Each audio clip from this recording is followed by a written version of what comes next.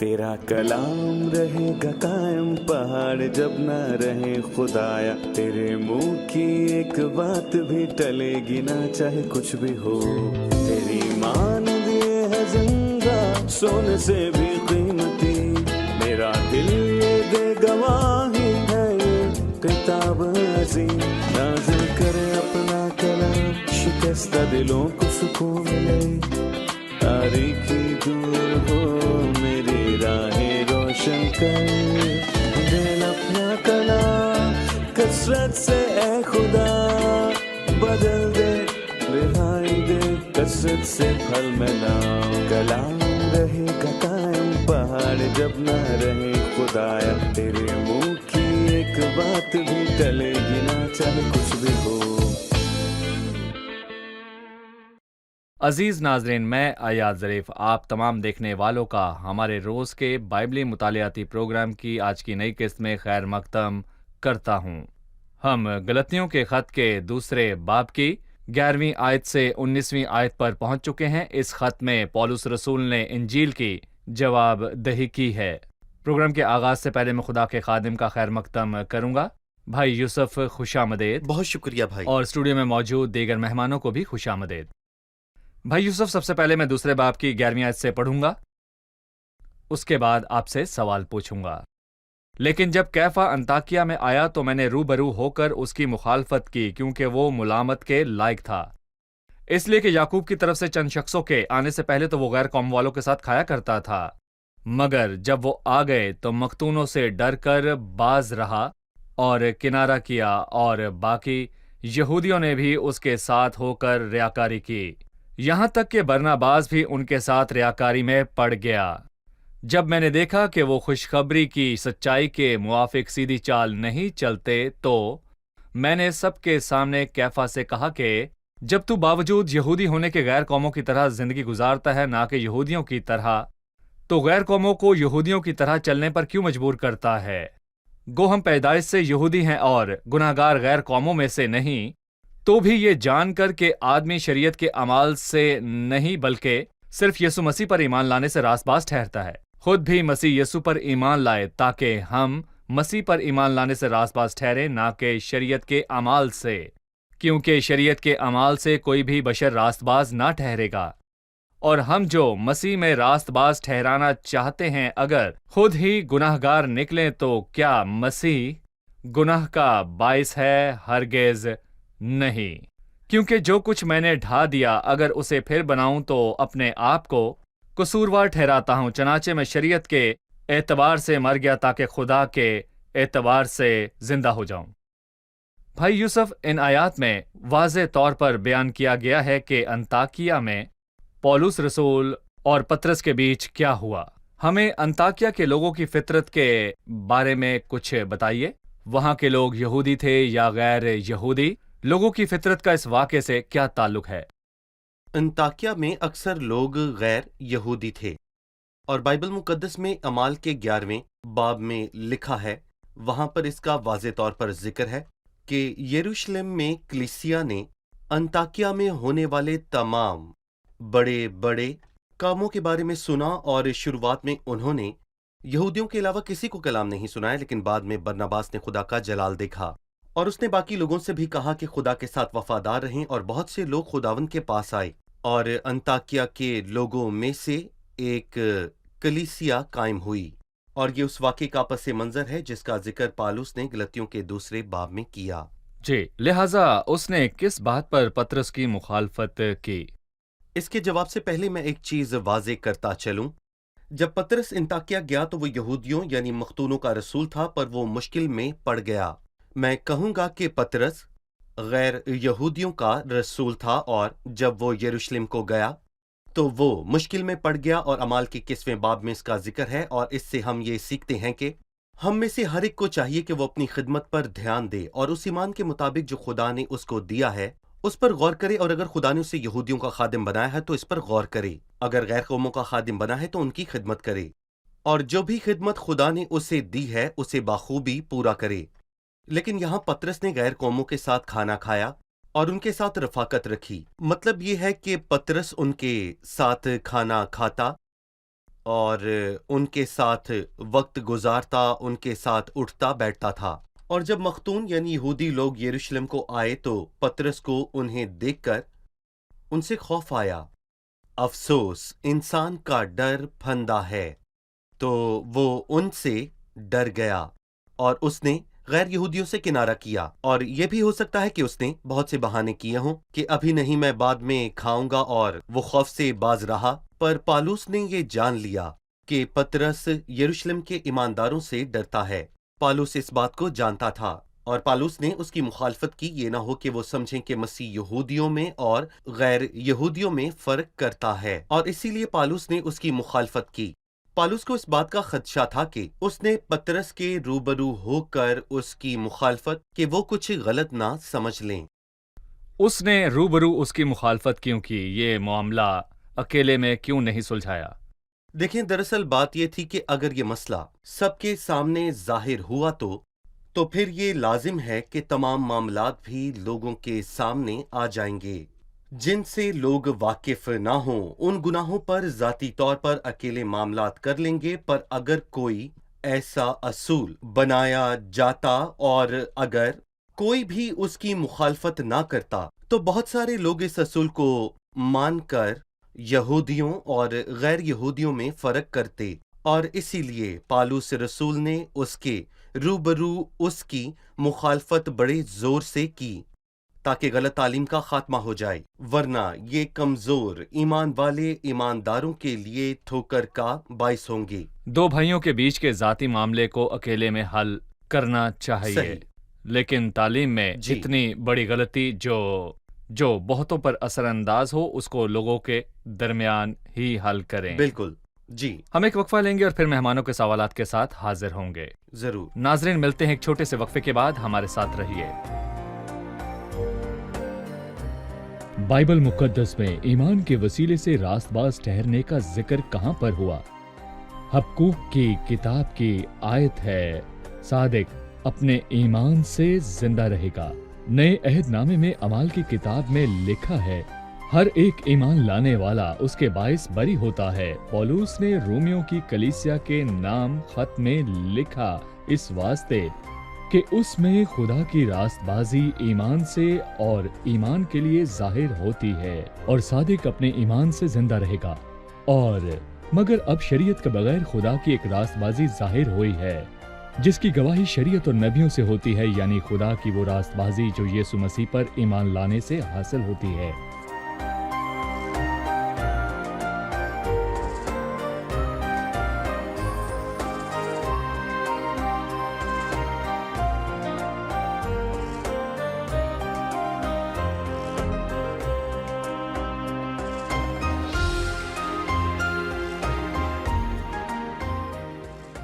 خوش آمدید، چلتے ہیں اپنے مہمانوں کی جانب اور جانتے ہیں ان کا سوال۔ اگر کوئی شخص ایسے ہی حال میں ہو جیسے پطرس تھا کہ وہ خوف میں آ کر گناہ کرے، تو وہ ایسا کیا کرے کہ خداوند کے حضور وہ گناہ کرنے سے بچ جائے اور اس میں نہ گرے؟ جی بھائی، ہم کیا کریں کہ پطرس کی طرح یہ گناہ نہ کریں؟ دیکھیں، لوکا کے 12ویں باب میں مسیح نے یہ سکھایا کہ خوف کا نتیجہ ریاکاری ہے۔ جب ہم انسان سے ڈر جائیں تو ہم بھی پطرس ہی کی طرح ریاکار بن جاتے ہیں۔ اور ہم کیسے خوف زدہ نہ ہوں، پطرس نے اپنے خط کے 3 باب میں اس کا بڑا واضح جواب دیا ہے۔ مسیح کو خداوند جان کر اپنے دلوں میں مقدس سمجھو، نہ ان کے ڈرنے سے دوڑو اور نہ گھبراؤ۔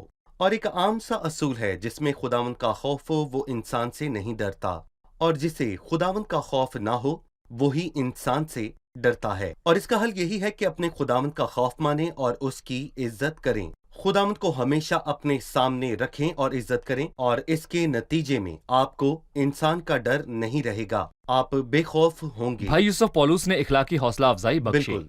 بہت بار ہمیں ایسے لوگ ملتے ہیں جن کا بہت زیادہ روب یا دبدبہ ہو، جب ان کے سامنے کوئی مسئلہ پیش کرے تو ان کی کوشش ہوتی ہے کہ فریق کو ناراض کیے بغیر معاملے کو حل کریں۔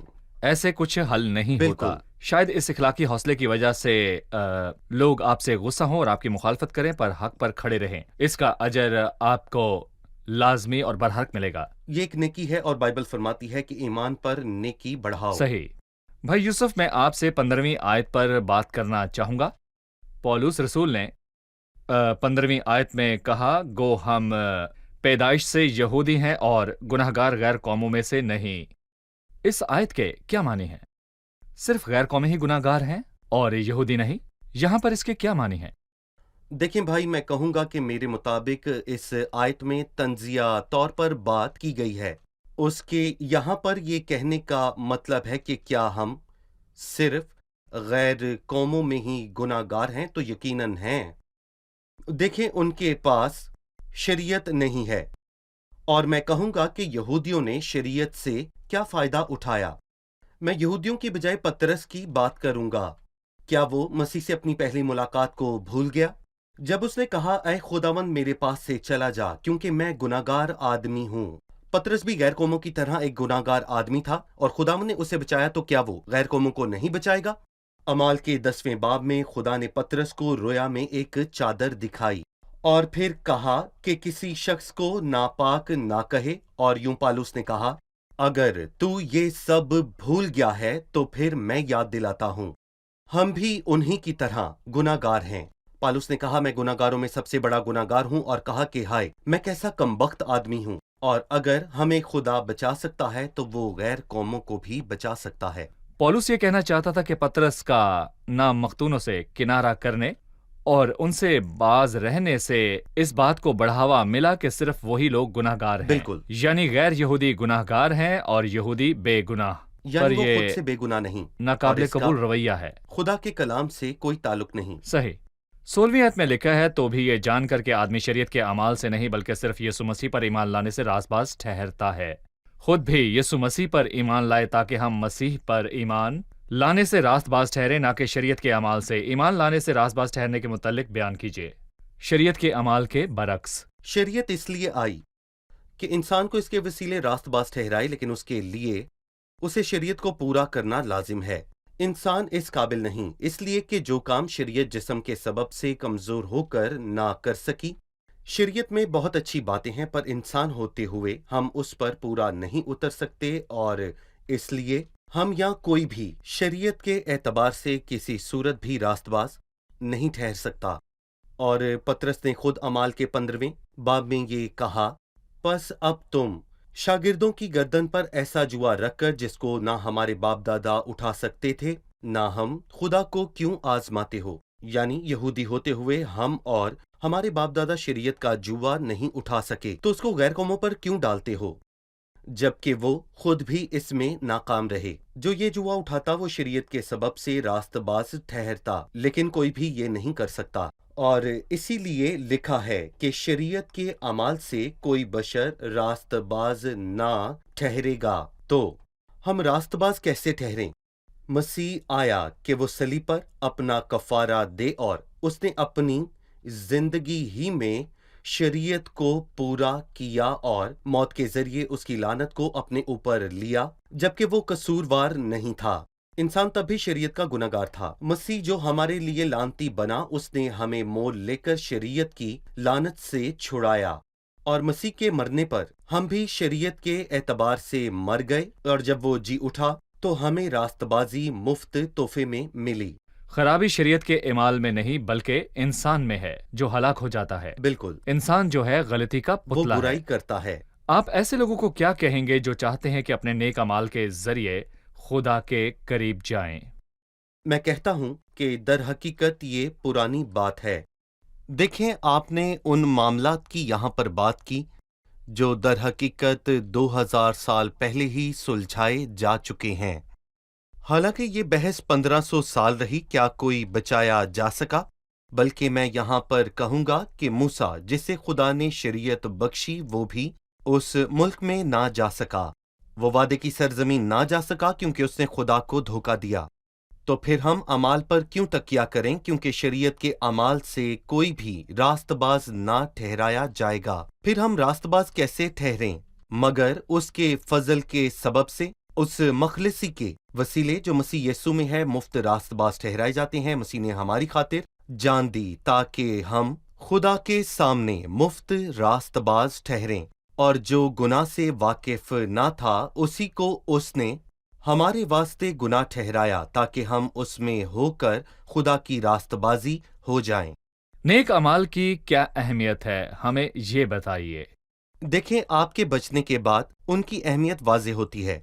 मेरा मतलब ये है कि जब आप निजात की बरकत को हासिल कर लें तो फिर आप अमाल से इसे साबित करें।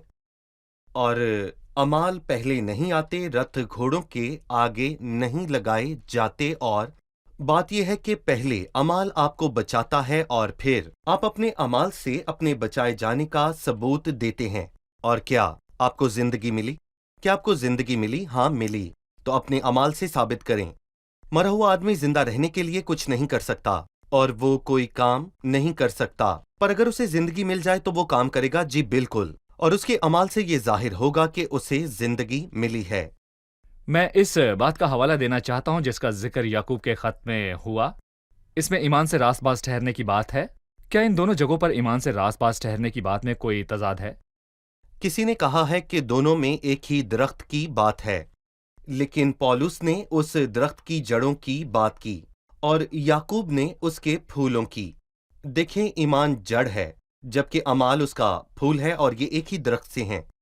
ये अलग नहीं, ये फलदार दरख्त है और इसकी जड़ ईमान है। और जब ईमान सच्चा हो तो दरख्त फल लाएगा, और अगर ईमान सच्चा है तो दरख्त फल लाएगा। अगर फल ना लाए तो दरख्त मुर्दा है। और यहाँ गौरतलब बात यह है कि ईमान बेफायदा है जब तक उस पर अमाल का फल ना लगे। बाइबल फरमाती है जो खुदावन में मरते हैं वो अपनी मेहनतों से आराम पाएंगे और उनके अमाल उनके साथ होते हैं, साथ साथ पीछे नहीं। अगर अमाल पीछे नहीं होते तो उनके लिए फायदा बिल्कुल। ना होता। ईमान के बाद अमाल हैं। हम एक सही। वक्फे के बाद मेहमानों के सवालात के साथ हाजिर आमीन। होंगे। नाजरीन, मिलते हैं एक छोटे से वक्फे के बाद। हमारे साथ रहिए।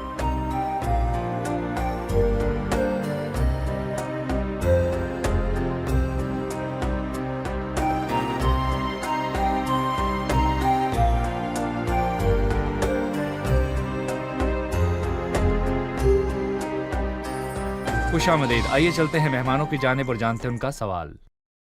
अगर पतरस रसूल और बरनबास ने भी खता की तो हमें इस बात की ज़मानत कैसे मिलती है कि खुदा ने हमें कबूल किया और हम बाइबल के मुताबिक अपनी ज़िंदगी गुजारेंगे? भाई यूसुफ, अहम सवाल। इस बात की क्या जमानत है कि हम सीधी राह पर चलेंगे जबकि पतरस और बरनबास ने भी गुनाह किया?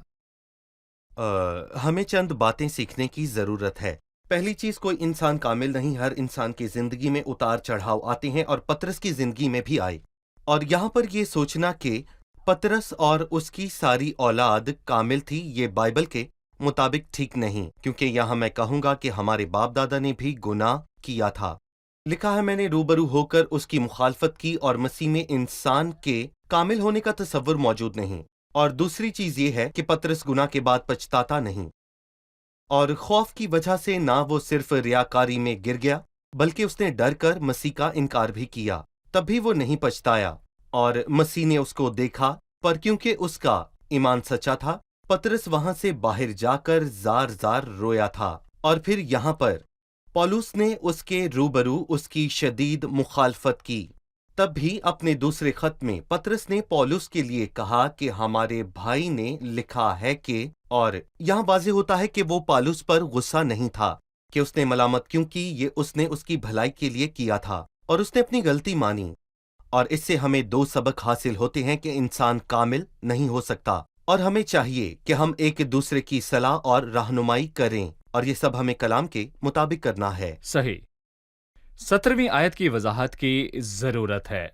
और हम जो मसीह में रास्तबाज ठहरना चाहते हैं, अगर खुद ही गुनाहगार निकले तो क्या मसीह गुनाह का बायस है? हरगिज नहीं। इस आयत का क्या मतलब है? जी, इसका यहाँ पर वाज़े मतलब यह है कि हम गैर कौमी नहीं बल्कि गुनाहगार हैं। और यहाँ पर भी बड़े वाज़े तौर पर लिखा है कि हम जो मसीह में रास्तबाज ठहरना चाहते हैं, यानी कि सिर्फ और सिर्फ मसीह में, और इसके अलावा और किसी में भी नहीं। अगर खुद ही गुनाहगार निकले तो क्या हम शरीयत के अमाल से रास्तबाज ठहरें? तो मैं पूछता हूँ कि क्या मसीह अकेला काफी नहीं है, और क्या मसीह गुनाह का बाइस है? तो इस सवाल के साथ ही पौलुस ने यहाँ फौरी तौर पर जवाब दिया, हरगिज नहीं। ये सच नहीं है कि मसीह راستباز ٹھہرانے کے لیے کافی نہیں ہے، کیونکہ ہمیں مسیح کے وسیلے راستباز ٹھہرنے کے لیے اور کسی چیز کی ضرورت نہیں ہے۔ صحیح، اس نے لوگوں سے بات کی جن کی کوشش تھی کہ شریعت کے اعمال کی طرف جائیں تاکہ راست باز ٹھہرے، جبکہ مسیح نے صلیب پر اپنی جان دی تاکہ یہ ختم ہو۔ کیا مسیح گناہ کا باعث ہے کیونکہ اس نے لوگوں کو یہودیت کی طرف واپس جانے سے روکا؟ ایسا ممکن ایسا نہیں۔ ممکن نہیں، اس لیے شریعت کے اعمال کی طرف واپس جانے کی ضرورت نہیں، بالکل مسیح اکیلا ہی کافی ہے۔ صحیح۔ بہت ہی خوبصورت الفاظ۔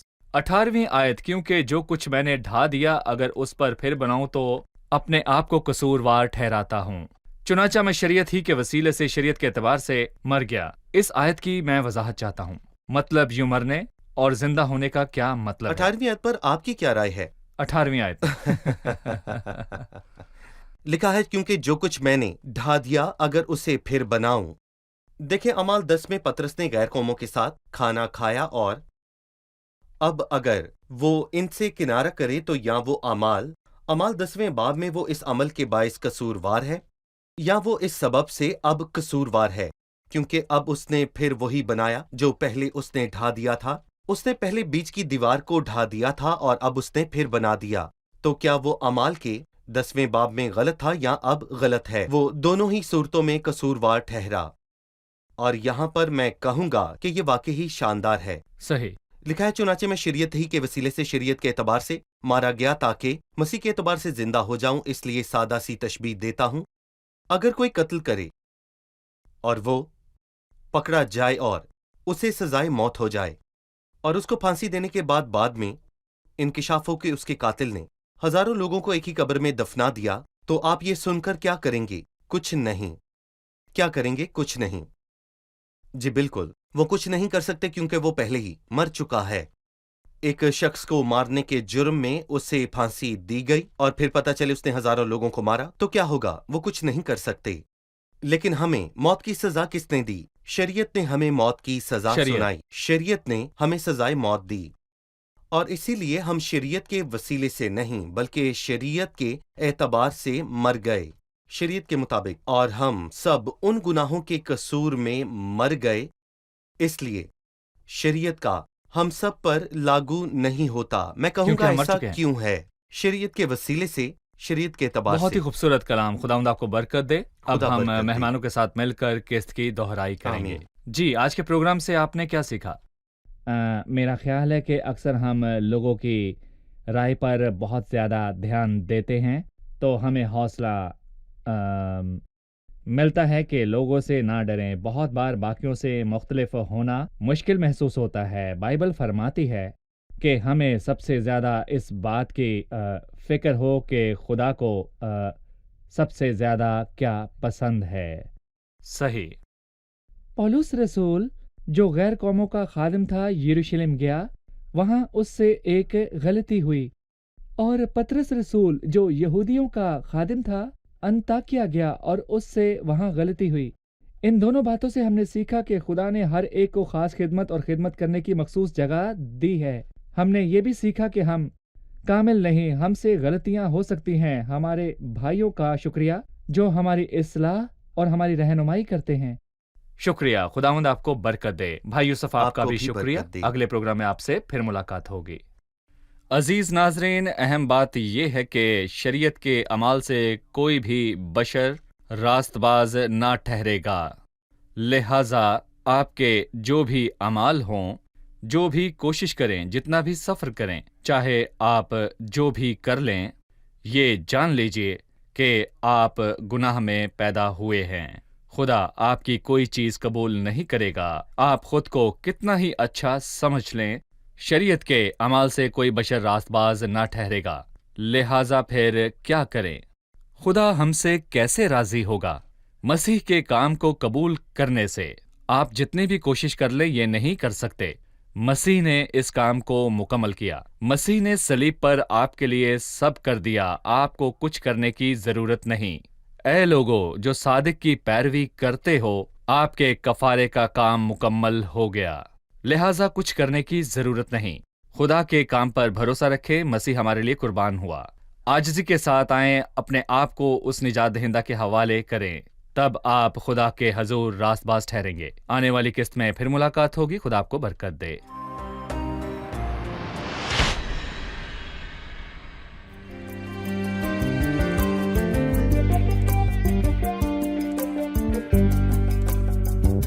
قادر أشوف حضنك مخبيني في ضعفي وكل خوف، قادر أشوف قلبي الصغير وانت شايله على الكفوف، قادر أشوف حضنك مخبيني في ضعفي وكل خوف، قادر أشوف قلبي الصغير وانت شايله على الكفوف، الموج يثور والقى صخور قدام سفينتي وعمري مليان بالكسور، أندى عليك تبني الجسور وتنجي نفسي واطير معاك زي النسور، قلبي حبك فرحته تضم وتشيل رعشته وايدك بتمسح دمعته ما انت العطوف، قلبي حبك فرحته تضم وتشيل رعشته وايدك بتمسح دمعته ما انت العطوف.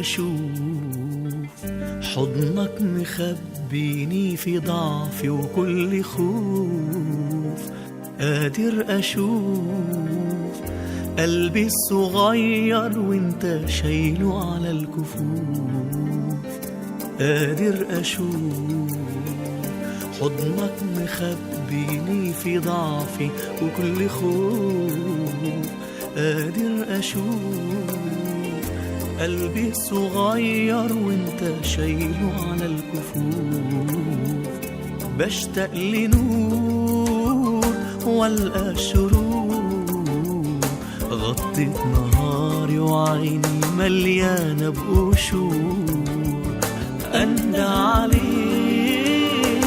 المحظور شمسك في داري وتملى أيامي سرور، تمسح شروري وصفحتي بتبقى بيضة وسكتي تملاها ضي، ساعدتني في كل الظروف، تمسح شروري وصفحتي بتبقى بيضة وسكتي تملاها ضي، ساعدتني في كل الظروف.